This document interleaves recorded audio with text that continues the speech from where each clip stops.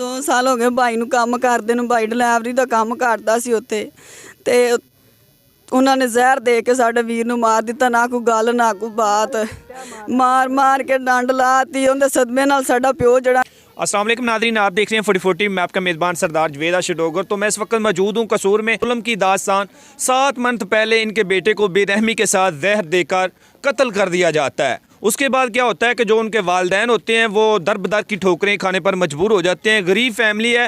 7 month के बाद जब वालिद दालत, कभी थाना कभी दालत कभी थाना, चक्कर लगाने के बाद कल एक पंचायत होती थी वहाँ पर जाते हैं, मगर उनकी शर्माई नहीं होती। सदमे की वजह से दिल का हार्ट अटैक हो जाता है, वो ज़िंदगी की बाजी हार जाते हैं। ताकि आएँ उनसे बात करते हैं और उस मुतासरा बेवा से बात करते हैं। इस हवाले से वो क्या मैसेज देना चाहती है। असी कोई थाने कचहरियां नहीं छड्डे, साडी कोई सुनवाई नहीं हुई।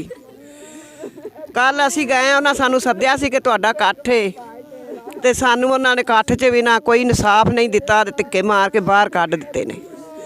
ते असी आने पैसा रस्ते च, ते मेरे मीए नूं दर्द होण लग पईए, ते घर आने तिकर अल्लाह नूं प्यारा हो गया।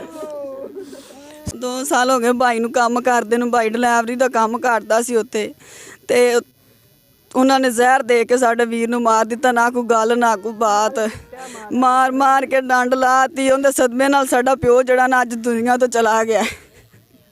क्या फील करना चाहेंगे। ਅਸੀਂ ਆਨੇ ਸਾਨੂੰ ਇਨਸਾਫ ਮਿਲੇ।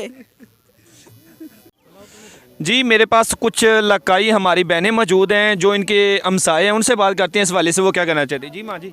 अस्सलाम वालेकुम। ਇਹ ਨਾ ਭਾਈ ਗੱਲ ਇਹ ਹੈ, ਵਸਾਏ ਅਸੀਂ ਜ਼ਰੂਰ ਇਹਨਾਂ ਦੇ ਆ, ਬੱਚੇ ਨੇ ਬਿਲਕੁਲ ਮਾੜੇ ਨੇ, ਇਹਨਾਂ ਨੂੰ ਇਨਸਾਫ ਮਿਲਣਾ ਚਾਹੀਦਾ ਹੈ। ਕਿਉਂ ਜਿੱਧਰ ਜਾਂਦੇ ਨੇ ਧੱਕੇ ਖਾਂਦੇ ਆਉਂਦੇ ਨੇ, ਪੁਲਿਸ ਵਾਲੇ ਪੈਸਾ ਲੈ ਕੇ ਬਹਿ ਗਏ ਨੇ, ਨਾ ਡੀਪੀਓ ਗੱਲ ਸੁਣਦਾ ਹੈ, ਨਾ ਪੁਲਿਸ ਵਾਲੇ ਗੱਲ ਸੁਣਦੇ ਨੇ, ਪੈ ਛਿੱਤਰ ਮਾਰਦੇ ਨੇ ਜਿੱਧਰ ਜਾਂਦੇ ਨੇ। ਜੇ ਕੱਲ ਵੀ ਗਏ ਨੇ ਬੱਚੇ ਲੈ ਕੇ ਗਏ ਨੇ, ਬੱਚਿਆਂ ਦੀ ਗੱਲ ਕਿਸੇ ਨਹੀਂ ਸੁਣੀ। ਹੱਦ ਤੋਂ ਜ਼ਿਆਦਾ ਆਵਾਜ਼ਾਰ ਹੋ ਗਏ।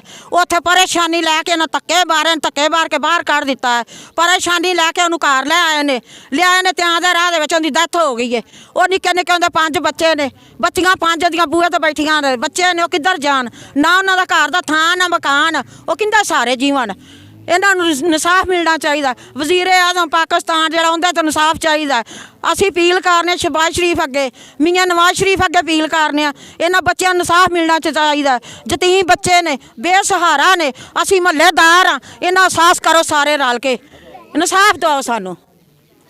जी अहले महल्ला का कहना है कि ये गरीब लोग हैं, इनको इंसाफ मिलना चाहिए। 6-7 महीने हो गए ने मेरे भांजे फौत होए नूं। ठीक है, कचहरी जाने आ, कदी किते जाने आ, कदी किते जाने आ, साडी कोई ना पुछ दस नहीं हुंदी। जिहड़े कोल भी जाने आ ਉਹ ਆਂਦੇ ਤੁਹਾਡਾ ਇੰਜ ਹੋ ਜਾਂਦਾ, ਇੰਜ ਹੋ ਜਾਂਦਾ, ਸਾਡਾ ਇਨਸਾਫ ਨਹੀਂ ਮਿਲਿਆ। ਤੇ ਬਕਾਇਆ ਮੇਰਾ ਬਹਿਨ ਹੋਈ ਜਿਹੜਾ ਹੈ, ਉਹ ਕੱਲ ਇਹਨਾਂ ਦਾ ਕੱਟ ਸੀ, ਉੱਥੇ ਗਏ ਨੇ, ਤੇ ਇਹਦੀ ਵੀ ਕੋਈ ਜਿਹੜਾ ਨਾ ਪੁੱਛ ਦੱਸ ਨਹੀਂ ਕੀਤੀ, ਨਾ ਕੋਈ ਇਹਨਾਂ ਦੀ ਸੁਣੀ। ਮਾੜੇ ਗਰੀਬ ਆ ਅਸੀਂ, ਠੀਕ ਹੈ। ਤੇ ਇਹ ਸਦਮੇ ਨਾਲ ਜਿਹੜਾ ਨਾ ਉਹ ਟੈਨਸ਼ਨ ਲਈ, ਤੇ ਉਹ ਜਿਹੜਾ ਨਾ ਡੈਥ ਹੋ ਗਈ ਉਹਨਾਂ ਦੀ।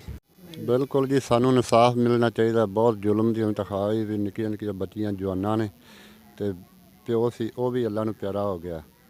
ਉੱਥੇ कचहरी गए ने, धक्के खाते ने, कोई गल नहीं सुनता किसी अंबर। का कहना है कि ये गरीब लोग हैं, इनको इंसाफ मिलना चाहिए।